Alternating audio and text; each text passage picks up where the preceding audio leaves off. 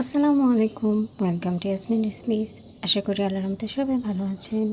ঘরোয়া পদ্ধতিতে বা আমি যেভাবে মুরগি রান্না করি বাসায় সচরাচর সেটা আজকে শেয়ার করব।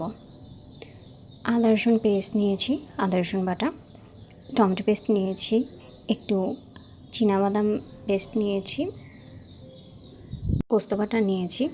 কড়াইয়ে তেল দিয়ে যত গরম মশলা আছে সব দেওয়ার পরে পেঁয়াজ দিয়ে কিছুক্ষণ আমি পেঁয়াজটাকে ভেজে নেব মশলার সাথে। এরপরে আমি দিয়ে দেব মুরগির পরিমাণ যতটা হবে আপনারা ততটা পরিমাণে মশলা দিয়ে দিবেন। এরপর আমি কাঁচামরিচ দিয়ে আবারও কিছুক্ষণ নাড়াচাড়া করে নেব। যারা ফেসবুক থেকে দেখছেন অবশ্যই ফলো করবেন, আর যারা ইউটিউব থেকে দেখছেন অবশ্যই সাবস্ক্রাইব করবেন।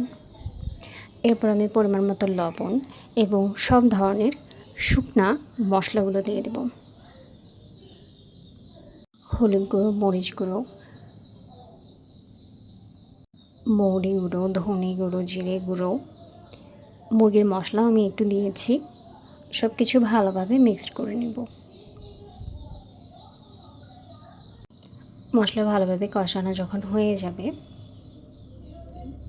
তখন এর মধ্যে আমি দিয়ে দেব বেটে রাখা সব মশলাগুলো বলতে যে টমেটো পেস্ট, আদা রসুনের পেস্ট এগুলো আমি রেখেছিলাম সেগুলো দিয়ে দেব।